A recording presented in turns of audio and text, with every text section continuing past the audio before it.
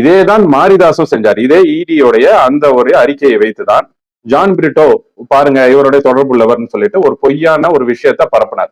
மாரிதாஸ் பரப்புறது எல்லாமே ஒரு அரையும் குறையுமான ஒரு விஷயம். அது அவருக்கும் அது பொய்யுங்கிறது தெரியும். இருந்தாலும் மக்கள் மனசுல ஒரு விரோத போக்கை உருவாக்க வேண்டும்னே சொல்லிட்டு மாரிதாஸ் ஆதவ அர்ஜுனா மீது இதே இதே ஒரு அடிப்படையாக வச்சு, இந்த ஜான் பிரிட்டோ அப்படிங்கிற அந்த நபரோட அடிப்படையா வச்சுதான் அவரும் இந்த ஒரு பொய்யான ஒரு குற்றச்சாட்டையும் பண்ணார். இப்போ திமுகவும் அதை பொய்யான ஒரு குற்றச்சாட்டை பண்ணுது. முன்னாடியே விஜய் அவர்கள் சொன்னார், ஞாபகம் இருக்குங்களா? பாஜகவும் திமுகவும் வெளியில தான் அடிச்சுக்கிற மாதிரி அடிச்சுக்கிறாங்க, உள்ளுக்குள்ள ஒரு ரகசிய கூட்டணி இருக்கதான் செய்யுதுன்னு. அதற்கான ஒரு எடுத்துக்காட்டு தான் அது. நீங்க மாரிதாசும் அதே குற்றச்சாட்டை தான் முன் வைக்கிறாரு, இவர்களும் அதே குற்றச்சாட்டு தான் நீங்க முன் வைக்கிறாங்க, பொய்யான குற்றச்சாட்டுகள்.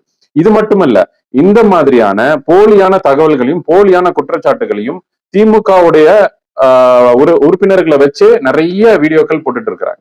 பாதிக்கு பாதி வரக்கூடிய தமிழக வெற்றி கழகத்துக்கு எதிராக வரக்கூடியவர்கள் சொல்லக்கூடியவர்களை பாருங்க, அது திமுக காரங்களா தான் இருப்பாங்க. அதுல பேட்டி கொடுக்கக்கூடியவர்கள் நாங்க பாதிச்சிட்டோம்னு சொல்லக்கூடியவங்களும் திமுகவுடைய ஆதரவாளர்களா தான் இருப்பாங்க.